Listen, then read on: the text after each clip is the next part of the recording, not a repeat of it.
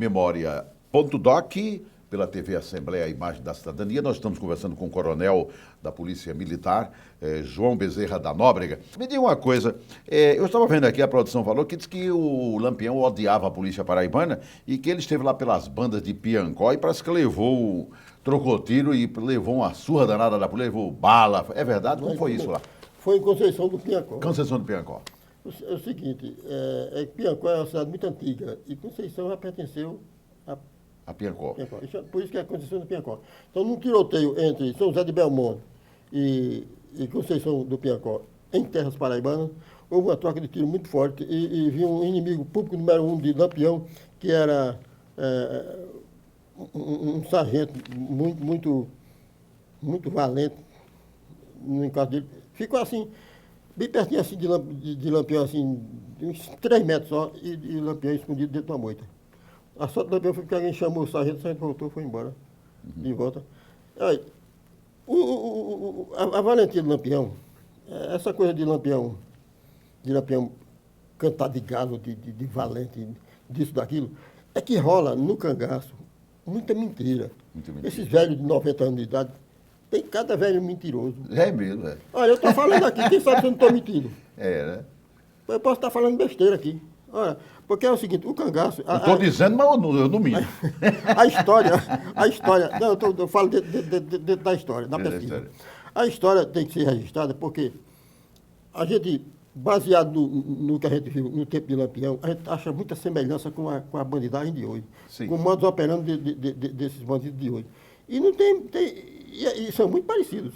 Então, é o seguinte, Lampião, ele é fruto daquela falta é da fome que rola no sertão, é da falta de das chuva. Das dificuldades inerentes da vida no interior.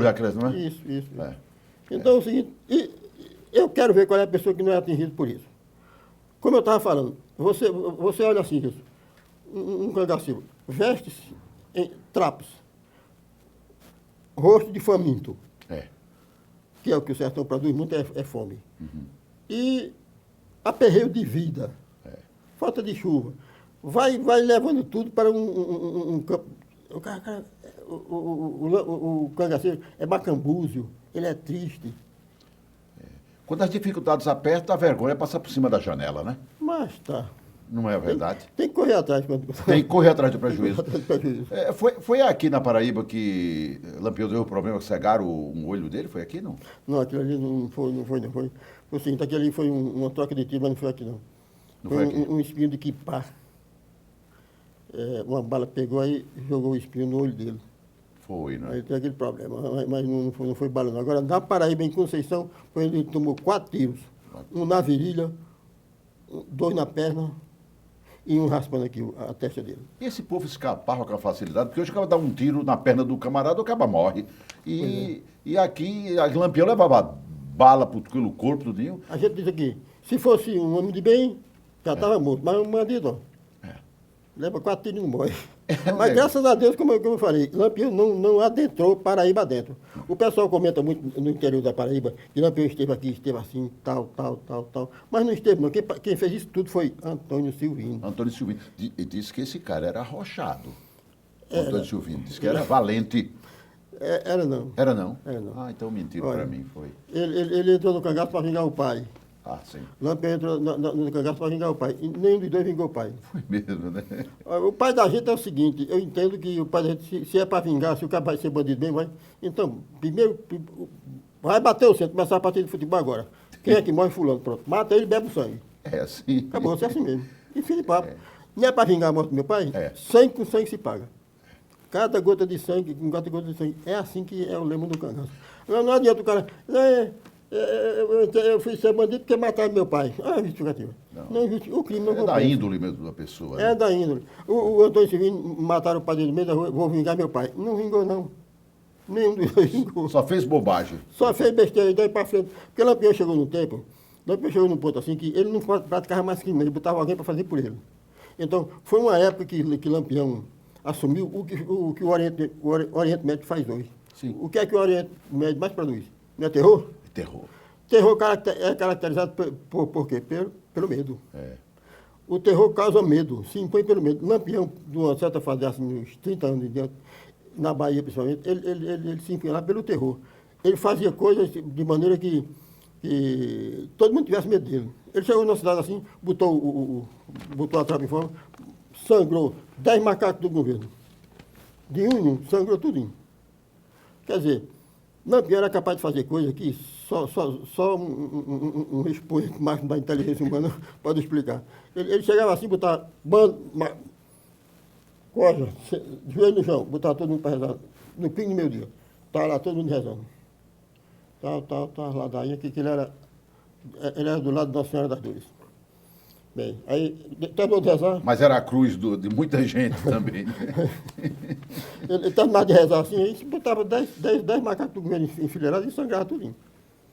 Quer dizer, Deus e diabo, né? Deus e o diabo. Ele rezava e matava. Ele sangrava, aí rezava para a alma do...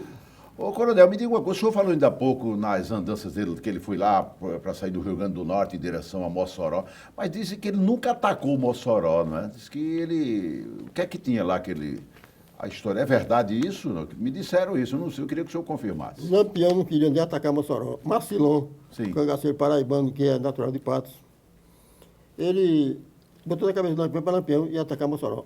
Lampião reuniu aquela cambada toda, 200 homens, 200 e pouco, e foi para lá.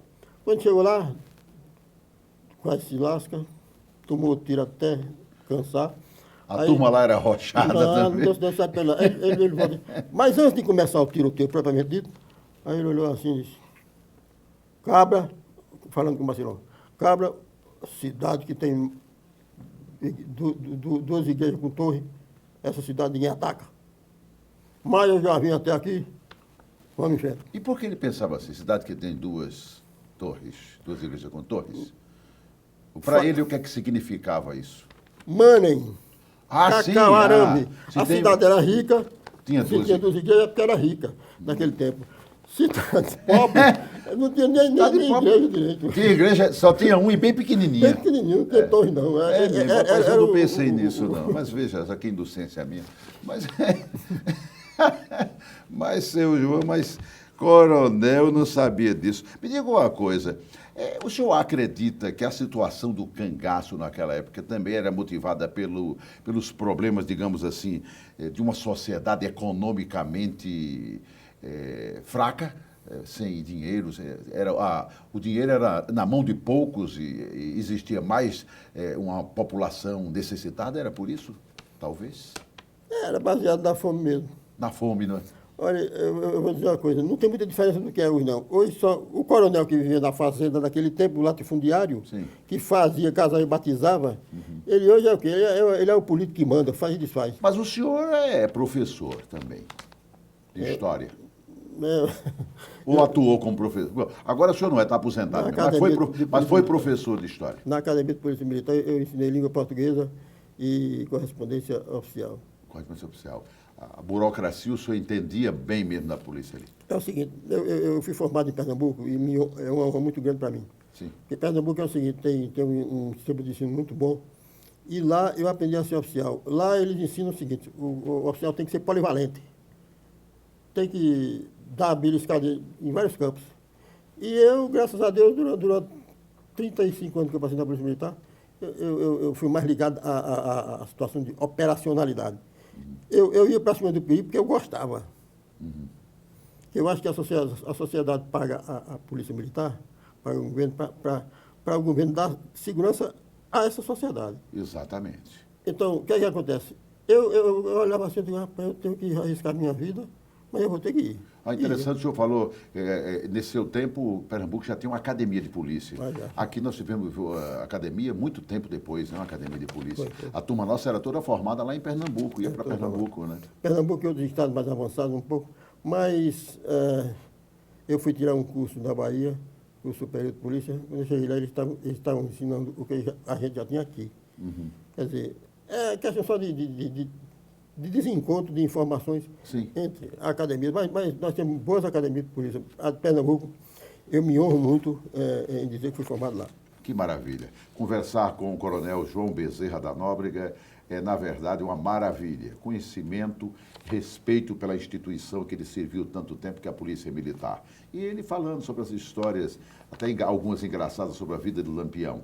Mas eu quero também, depois, que ele fale, continue falando sobre a vida do Lampião, mas vou querer, Coronel, que o senhor também fale um pouquinho sobre os seus livros, sobre a história de cada livro, porque o senhor escreveu cada livro. Daqui a pouquinho, depois do nosso intervalo.